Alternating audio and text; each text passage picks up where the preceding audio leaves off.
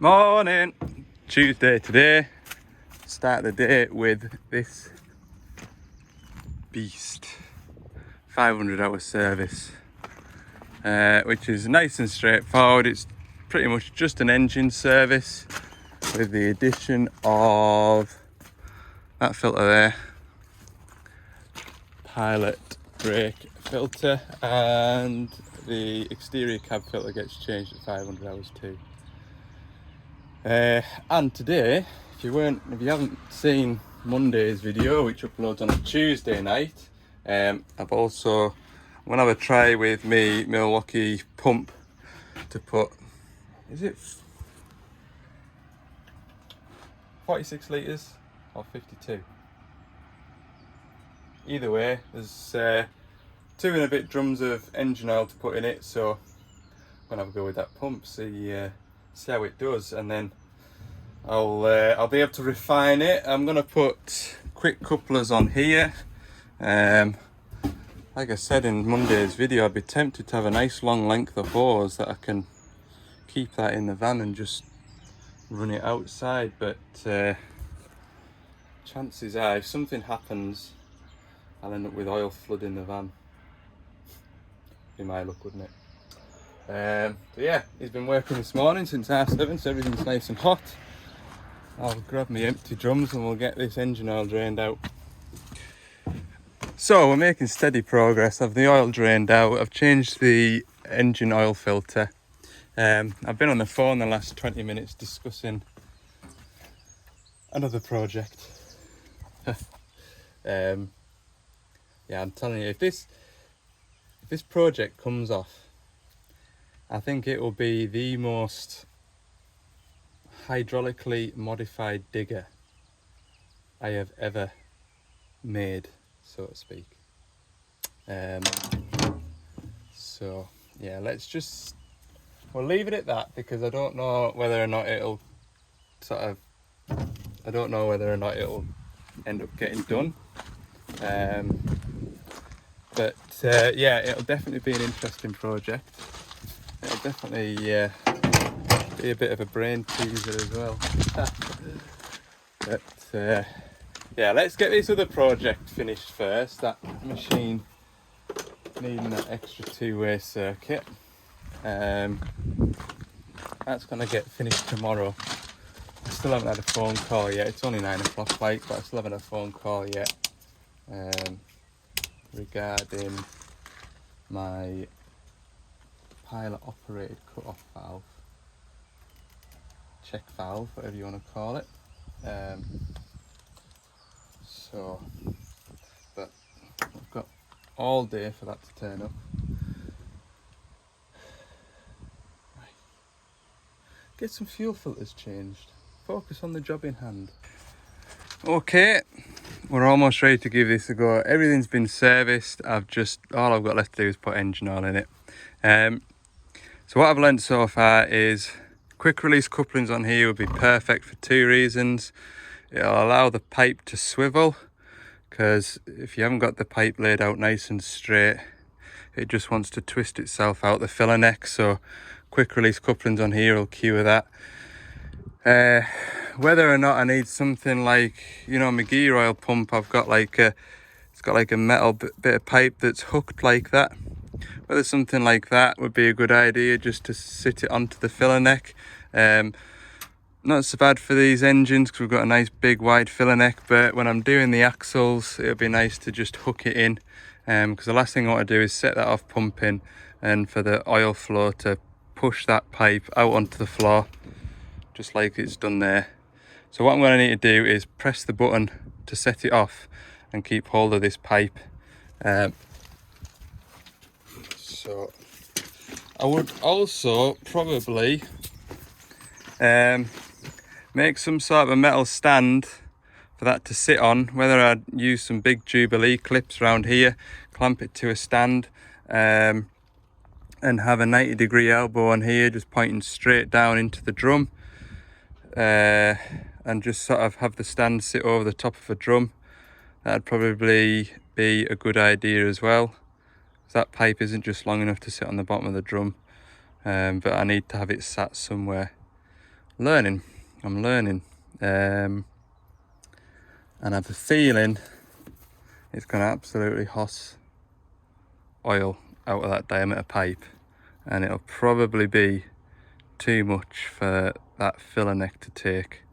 What I'm going to have to do is try and get you set up on the stand, because I think I'm going to need two hands. I'm going to need to hold that, and I'm also going to need to be ready to knock it off as well, because I have a feeling there's going to be a lot of oil thrown everywhere if I don't prepare myself. Right, where's my stand at? Here it is, look. Okay, I'll set you up. Okay, here it goes. What that is there. I'd like to see how fast it comes out.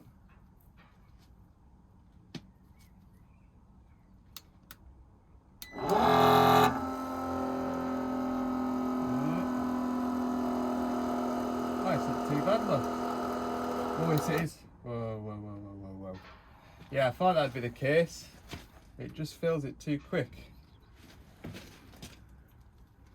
Tell you what, I could empty a hydraulic tank in no time at all with that thing. Hell, fire. See what happens now.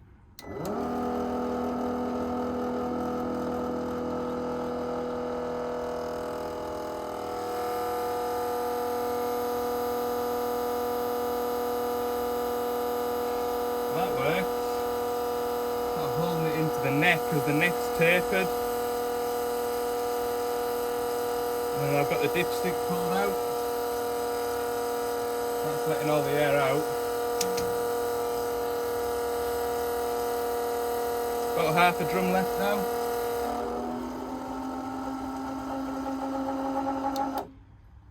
But that pipe isn't long enough. You gotta hold that on something.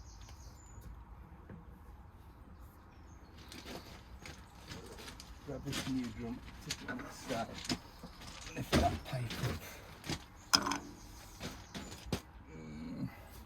Out.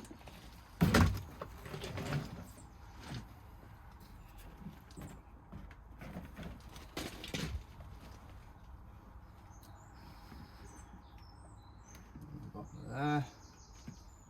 That back. Clean that edge up. Go again.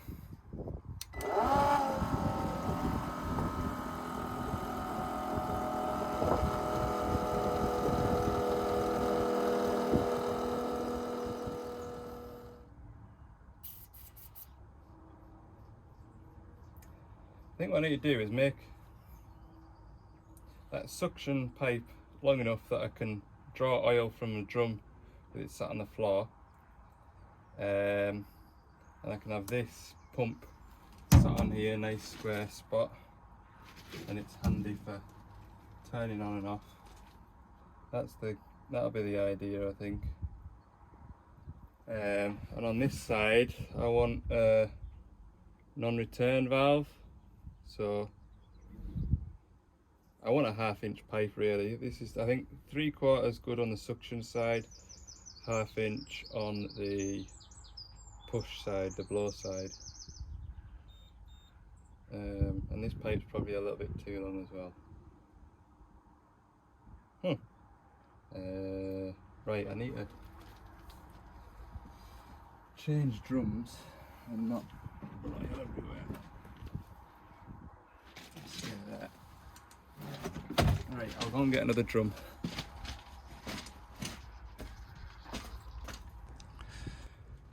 Okay, round 2, I've put that drum on that step. Yeah, we'll see what happens with this next one. And get you set up again. There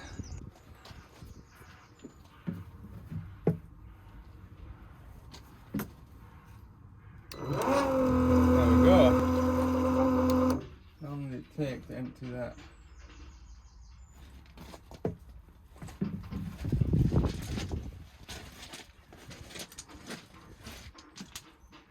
Probably about 1.5 minutes for 20 litres, so that's good. Probably takes me longer to stand and pour it. I think that's a success. I've just got another 6 or 7 litres to go into the engine now, so I'll finish off. Well, that has certainly been a success, and once I've got it tweaked a bit, that will definitely be so much quicker. It's definitely even been quicker just sort of having a play with it just now and just seeing how it goes together. It's all the oil in the engine.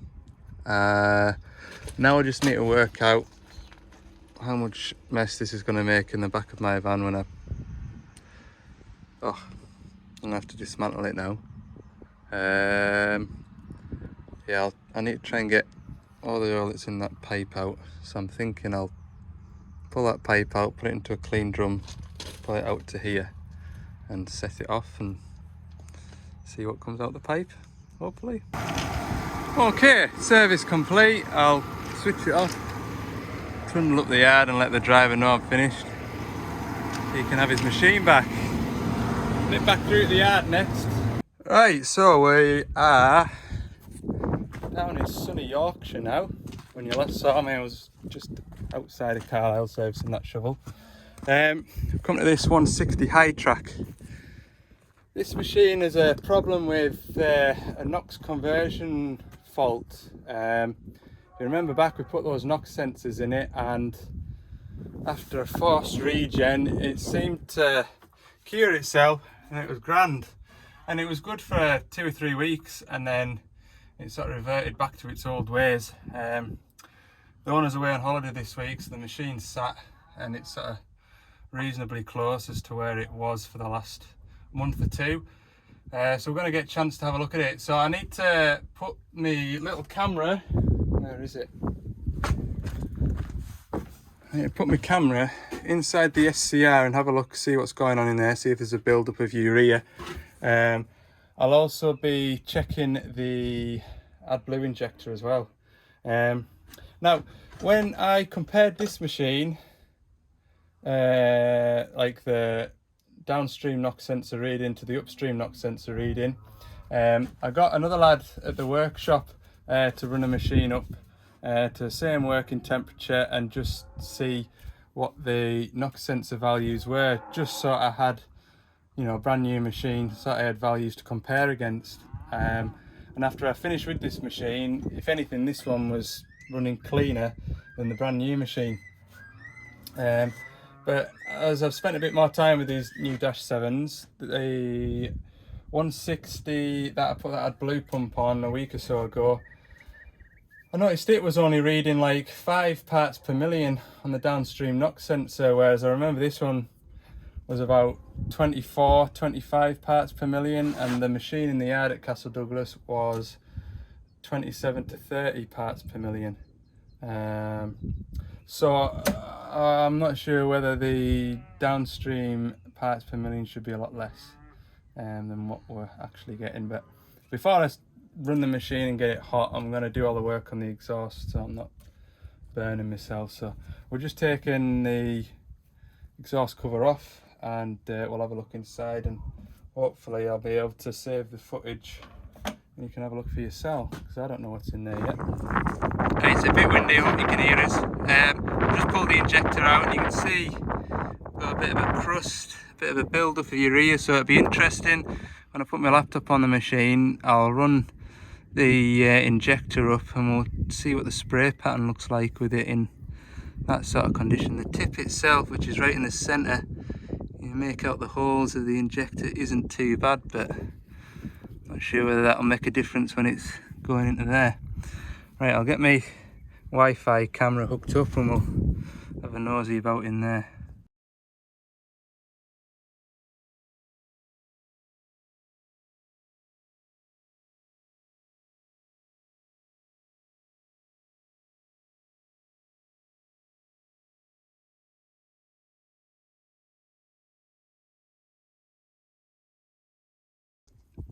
So I've just taken this plate, well, this bit of pipe off. So this is the DPF filter at the front here.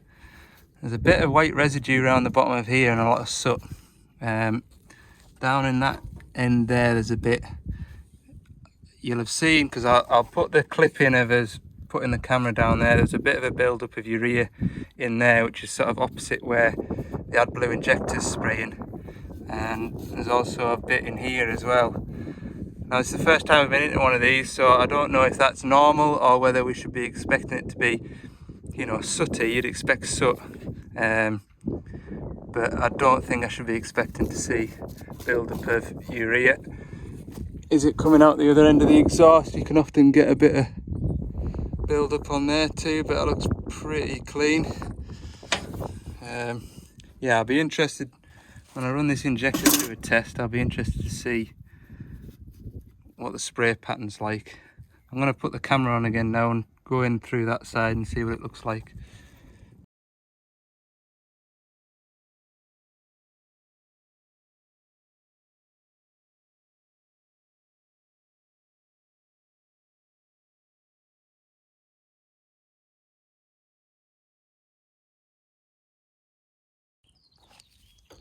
So in that clip, hopefully you could see basically what I'd managed to get was footage sort of in and round the corner and roughly where the AdBlue injector's sitting, pointing in towards. You could see a build up in there, but no great big icebergs, just sort of residue really, which could be normal, I suppose. So yeah, I'll put this back together now. I'll put my laptop on it and we'll have a look at that AdBlue injector spray pattern. So yeah, I guess you can't see an awful lot, but I'm going to do the SCR complete test. So basically what it's going to do is it's going to do a pressure build up. So we're going to look for any leaks. Then it's going to hold the pressure, and then it's going to do a spray pattern, and then it's going to draw all the AdBlue back out the system. So when I click start, we should see the AdBlue pressure raise. Yeah, test in progress. So that's my AdBlue pressure there. It should start to pick up shortly. But what I'm going to be doing is I'm going to be up on the lid of the digger there and just keep an eye on that spray pattern. So you can see the AdBlue pressure's gone up. It's actually quite erratic. But what I'll do now is I'll go and have a look at the injector. Here's the injector spraying. Oh, don't tell me I've missed it. Oh, I've missed it. Ah, oh, let's start again.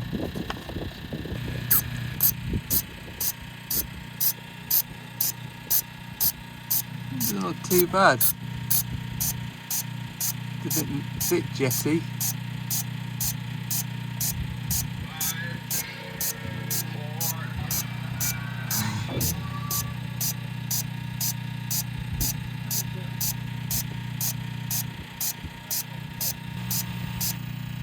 Oh, you've just missed it. So when it went to stop pumping AdBlue, it just dribbled out. Amazing.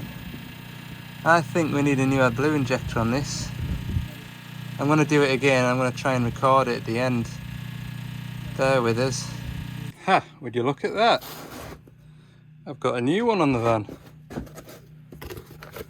I ordered that for that other 160, which turned out it wanted an AdBlue pump fitting. And I says, oh, don't send it back. I'm sure I'll get through one of these one day.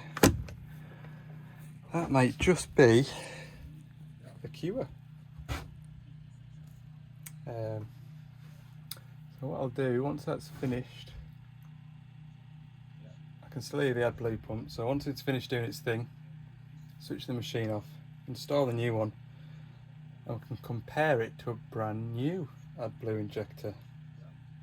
That way I'll know when it's supposed to finish injecting, whether it's supposed to, I'm sure it shouldn't like, but if it's supposed to dribble off when it's finished injecting, then that new one will do it, won't it? And then I'll put it through a regen, because at the moment, as you can see, it's showing an error code. That error code is conversion efficiency low. And I haven't even started the machine since I've been here. I haven't started the machine and that code's already present. Good. Right, that's that finished. I will now switch the machine off and change that injector. No, I'm going to start it again and just see if it was a fluke. We'll do it again. Right, done.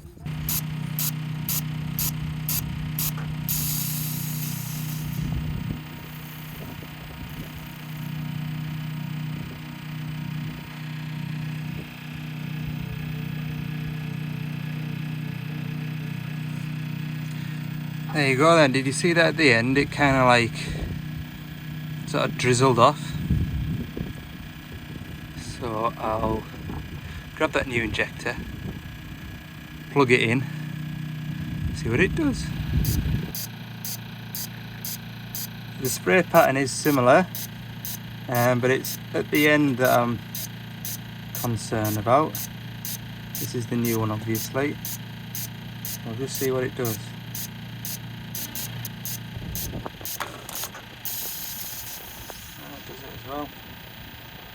Does it as well? I think that's a bit odd that it does that. So you see that green bar there? That means that it's nearly ready to do an auto regen. It should do one shortly. If you look at my parts per million there, the top one is the downstream, so that's the emissions coming out of the exhaust pipe right now. The bottom one is the exhaust coming out of the engine. That is not a good conversion rate at all. Like, no wonder it's got an engine management light on.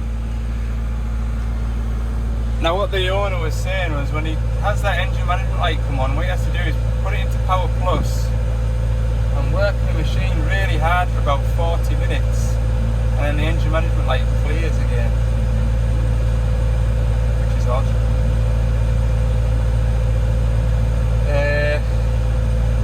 So yeah, it's been running long enough now that I should be able to start force regen. Just going to have a look over some bits.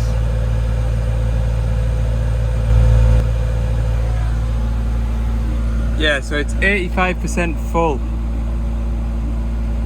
This, when I do this force regen now, it's going to take ages. But what I want to see is, what I'll be looking for anyway, is the colour of the exhaust smoke, because the last time I did this force regen, the exhaust smoke was blue, which is a concern. It wasn't blue, more like a white. And you know, if you leave your vehicle idling for a long time and then you set off down the road, it had that sort of smell about it as well. Can you make out the blue smoke? White blue smoke? That ain't right, that. And if I look now, my downstream parts per million is absolutely savage. Look at that. And that's with that blue smoke.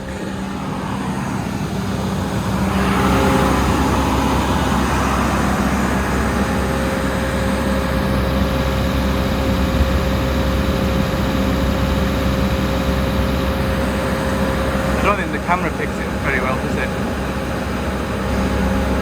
Blimey, this is taking a long time. You can see here the point where it started to blue smoke, or whitey blue smoke, and it shot up to 3,000 parts per million, and then it came back down again. What is causing that? That is the key to it, I think. I mean, even still, if you look at the parts per million here, that's leaving the exhaust, and that's leaving the engine, so that's raw emissions, and that is after all the after treatment. That at the moment there is a 76% conversion rate. If that figure was 8 and that was 142, I think it was something about 11%, something like that, which is acceptable. That there is the goal, not that. Yeah. I'll collect all the information and I'll have to do a report, see what the solution is. Right, that took longer than I expected. That I thought I'd just pop down here for an hour and just pull some bits and pieces off it and make a bit of a report. But anyway, it's 5 o'clock now, so I've an hour and a best part of an hour and 40 minutes back up to Carlisle, which is a little later than I would have expected. But anyway, it is what it is. I'll catch you in the morning. What am I doing tomorrow? Oh yes, I'm going back to that 160. Gonna get that extra pipe work sorted out. We'll have a good crack about that tomorrow and I'll tell you all about it. Alright, morning. I'm back to it. Today's the day we're gonna get this little modification sorted out. So this end here is going to sit on my pump, and as it is at the moment, that oil is going to come into here and it won't be able to come out here until I operate my function to open and close the grab. It'll get a pilot signal in either this line or this line, which will then open the check valve and allow oil to come out of here to my valve to open and close. Once I've finished with that function, the pilot pressure disappears and it then keeps the oil going back to the rest of the valve chest. So it's a cheap fix than a new valve assembly, and it's sort of relatively easy to fit. All I need to do is put that into the pump where I've got my pipe going up to my valve chest. I'll put it onto here, and then all I need to do is tee into the pilot pipes working my two-way valve. So it should be fairly straightforward. And then what I need to do is basically wire up the option button to work the hammer circuit, which I'll go into once I've got this working and I'm happy with it. Then I'll go into the electrical side of things. Weather's to be showery today, so while it's dry I'll get all the work done outside, and then I can move inside if the weather comes wet. It was drizzly wet on the way up here. Bit longer to get up here than usual. I've had the trailer on the back, I've taken it to a customer's yard. There's some buckets to return back to us, so I've dropped the trailer in his yard with the buckets on, and then when I leave here I'll nip in, pick the trailer back up and tootle away back down to Carlisle again. Right, we'll get started. So we're all plumbed in. That line, that T-piece there is going to my pilot operated check valve, and that T-piece there I've installed, that quarter line there is going that way. That's my pressure in, that's my tank line. These are my two pipes going up the boom. So why have I had to fit this? This customer has got a log grab which has a rotate function. It has the grab function, and then bolted to that is a chainsaw. Now, a lot of saw grabs on the market at the moment, basically when you grab your tree, you keep the grab function held over, and once it reaches a certain pressure inside the grab there's a changeover valve that then transfers oil from the grab to the chainsaw, and that's how that works. So for that function you only need rotate and a two-way circuit. This particular log grab, which I think's a new design, new setup, requires a separate oil flow for the chainsaw. The reason for that is that it allows the log grab to be a log grab, and then if you need to you can cut lengths of timber. So when you're grabbing, you're not going to have that chainsaw flying out all the time. So it's got like a dual use. That chainsaw needs over 150 litres a minute, which is a lot of oil flow. This machine has got two hydraulic pumps on it. One hydraulic pump feeds one side of the valve chest, the other hydraulic pump feeds the other side of the valve chest. Each pump produces 110 litres a minute, so one pump isn't enough to supply oil to the chainsaw. The chainsaw does work, but it goes really slowly. So to get the attachment to work, in my head anyway, it's easier to add an extra two-way service than it is to add a single acting service with 2-pump flow. So what I've done on the previous model that they've got the Dash 5 and they've got this Dash 7 back end of last summer. The Dash 5 had the valve chest with the capability of basically taking the top off, putting an extra slice in and bolting the top back down, which meant that it had its own, it had like an integrated pump supply, which makes it dead easy to add an extra two-way service. Now some of you eagle-eyed viewers saw on that 140 that I was working on at HQ, it had that bolt-on valve slice, and that's because it came from the factory with that option. If that box isn't ticked to have an additional slice, it comes with what I would call a standard valve chest, which basically means that there's no capability of adding an extra slice. Which, for plumbing this up, added a spanner to the works, and that sort of, it was this job I've been thinking about doing for a while, but just never had the time or the brain space to give it a thought. And once I got caught up there a month or so ago, went up to HQ, spoke to my boss, and we came up with this idea. Now the flaw in that idea was using this rotate valve. So the machine is equipped with rotate lines already.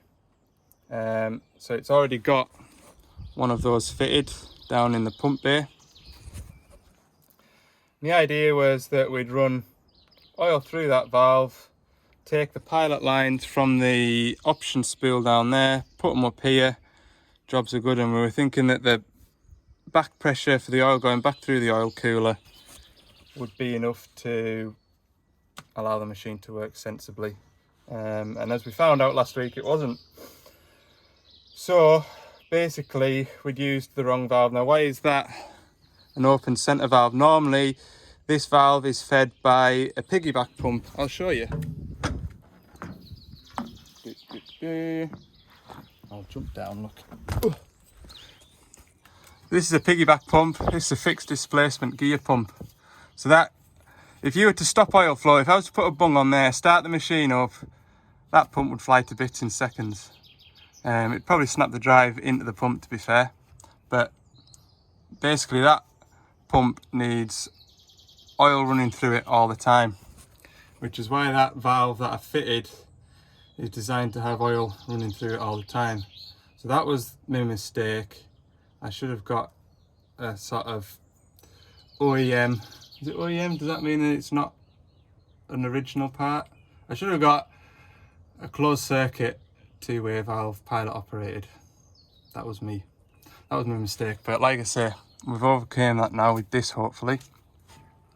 So that's the two-way circuit. That's what we need to do. One way, remember we need 150 litres going to that saw at least. Now, to work the two-way, we need the machine in two-way function, so that when you rock the thumb wheel, it's not only proportional, but it goes through the EPOS as an electric signal. EPOS outputs that as another electric signal to the EPPR valve underneath the cab, which then gives a pilot signal to slide me spool left and right. So we're running the machine in two-way, but we also need that one-way, and it's all through the EPOS how it's done when you change between one-way and two-way. So we need to now wire up a circuit so when we press that button it powers up the one-way circuit. And how we do that, I'll show you. So in here we've got our pilot control block. This solenoid closest to the accumulator is how I always remember it. That's the pilot accumulator, that's the pilot cut-off solenoid. And then next door to it is the hammer solenoid. And then we've got 2-speed tracking. What else have we got? 2-speed tracking. We've got the power up button. So if you're in dig mode and you need a bit more power, you press the hammer button and it'll override the main relief valve and give it another 30 or 40 bar. And right on the end there, we've got the 2-pump solenoid. 2-pump is essential for the chainsaw to work. So what I'm going to do now is, I'm going to try the 2-way first, but anyway, what I'm going to do is the spare button in the cab. Climb up here, look. The spare button in the cab is this one. Now on the Dash 5s, that's all it was, a spare button. And on some Dash 5s for some customers, I did actually manage to wire that button up so when you pressed it, it did one wipe of the windscreen. Now in the Dash 7s, this button here is multifunction use, so you can go into the dash and tell it, right, I want that button to do a wipe of the windscreen, and it will. Or you can have it mute the radio. I think you can have it change the camera view. So I think it's got at least 3 functions, that button. And what I want to do is, basically I need that button because this button here is used for when we're changing the bucket. So when we operate the quick hitch, we use this button to unlock the hitch, and we use that button to acknowledge that we've locked the hitch. Unlock and lock. So I can't do anything with that because the function of that button is also your power up button. So like I say, if you're in dig mode, you need an extra bit of power just to pull through some stone or whatever, you press that button and it, the function of that button is changed through the EPOS, so that's all software. So I want to use that button now. I believe if you unplug that button, we don't get an error code. So what I want to do is take that button, put it into a switch, which I'm going to put in here. And then in normal operation mode, as it is with the bucket on, we'll have that switch. So this is working normally. Press the button to wipe the window or whatever, and then flick the button the other way, and that will then turn into the one-way activation. So we'll press that button and it'll go into a relay behind the cab, which will then give a 24-volt feed to my hammer solenoid and my 2-pump solenoid. So when I press the button to saw, it'll fire up the option spool to work one way, and it will also fire up the 2 pumps, so we get both pumps giving 150 litres a minute. And I'm pretty sure we're working it in 2-way, and I think if I set the 2-way through the dash to work at 150 litres a minute, they'll still regulate the flow at the bottom of the boom there, these 2 valve blocks.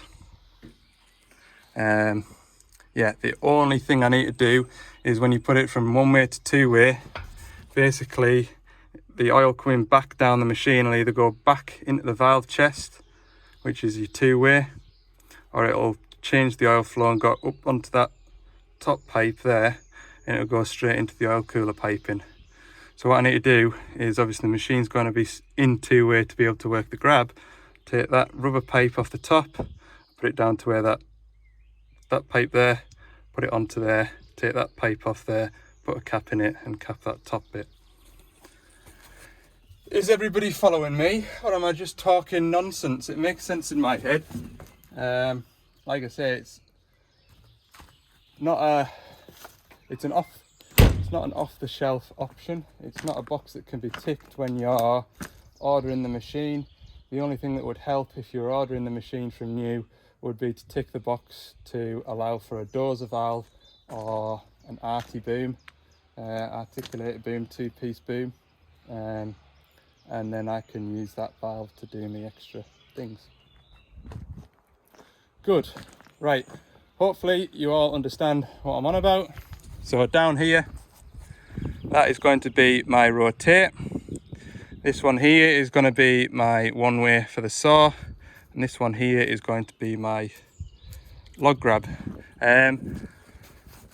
So there was a suggestion about a smaller diameter pipe feeding that valve so it wasn't robbing as much flow. Remember, I still need to have a good speed on my log grab, so if I use a 3/8 pipe or a quarter pipe, that oil flow is going to be restricted through that diameter, so then I'm going to be waiting for ages for my log grab to close, and it still might not give enough back pressure for the oil going up through the main valve chest.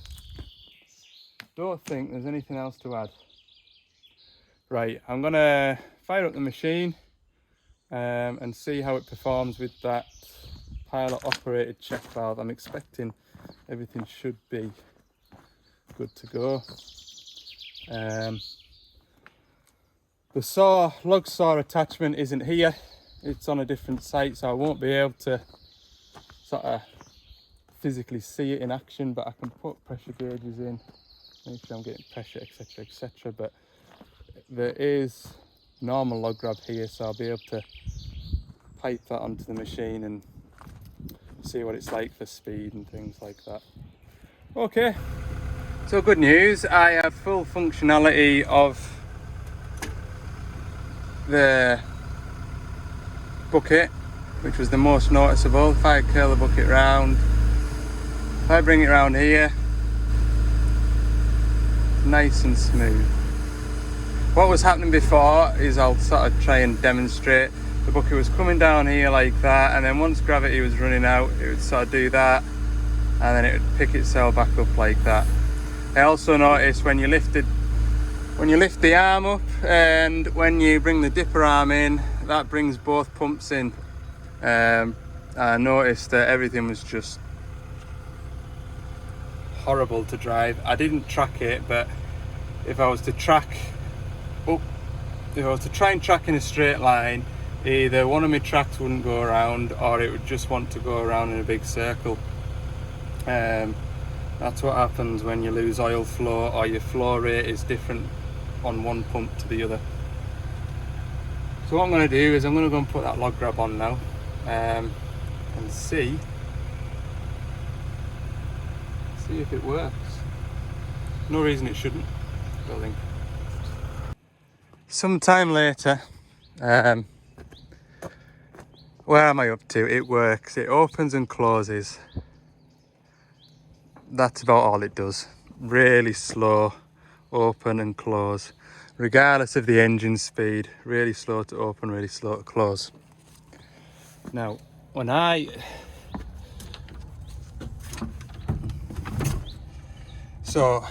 my flow rate here is set to below 110 litres a minute, it opens really slow and really like that. If I set the flow above 110 litres a minute, what that's doing is activating the two pump function, which is essentially doing the job of what those shuttle valves are doing. So actually, I don't need those shuttle valves to wake the pumps up, because as long as the flow is above 110 litres a minute, which it needs to be anyway to run the saw, that's fine. So I can actually do away with that shuttle valve arrangement at the back there.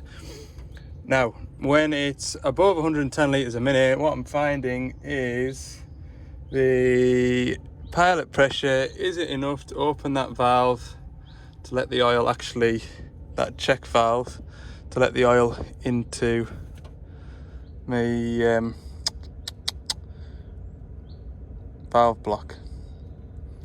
So it won't work just now, because what I'm trying to do is check what the pressure is, because I'm not sure.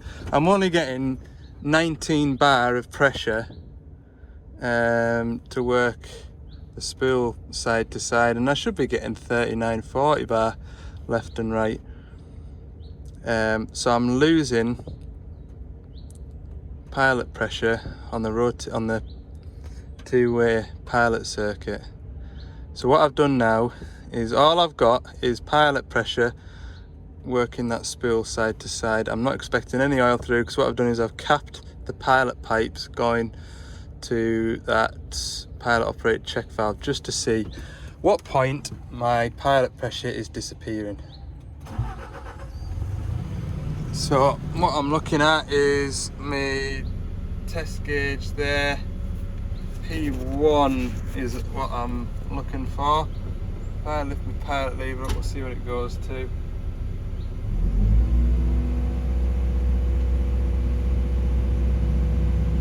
Yeah, 19 bar.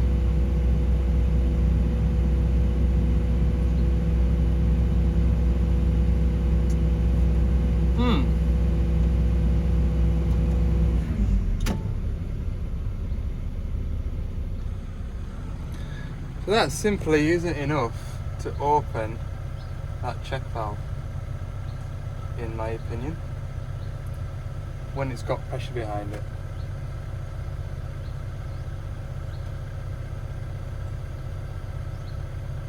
Why have I only got 19 bar pilot pressure?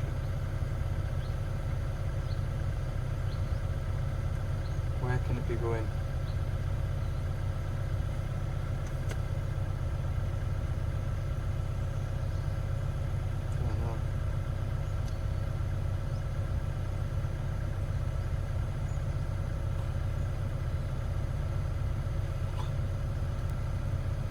I don't know. That's.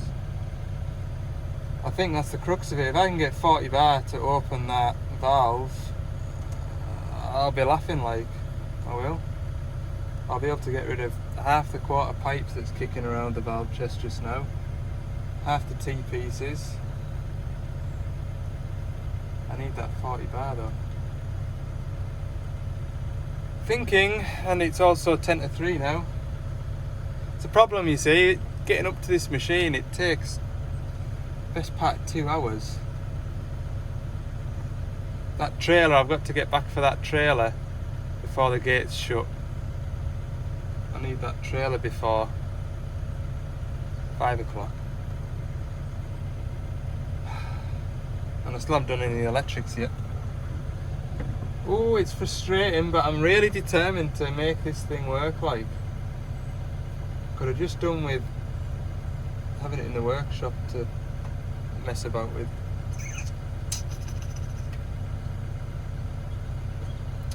Okay, just had a brainwave. Just had a brainwave. So what if I'll show you on here. I'll need to see what pressure it makes, but this pipe here is coming from the 2 pump valve, which is down the bottom there. If that's more like 40 bar, because I'm just wondering whether I don't know why, but I just wonder whether it's meant to be, because it's pretty much bang on 20 bar. Like, I just wonder whether I put a T-piece on this, because this is what's waking my pumps up. So every time I work the thumb wheel, no matter which way I work it, that is powering, that is sending the pressure into here, which is waking my pumps up. So what would happen if I put a T-piece on here and ran that down to my check valve? If that was a higher pressure, will that allow me the oil that I need? That's the question on everybody's lips. Is it worth putting a pressure gauge in there, see what pressure it is, or should I just do it? Save a bit of time and just do it, I think. I'll have a go.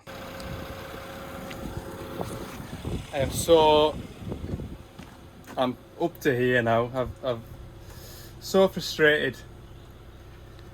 I've looked and looked again. When I picked up this pilot operated check valve, I looked at it and I said, is that right?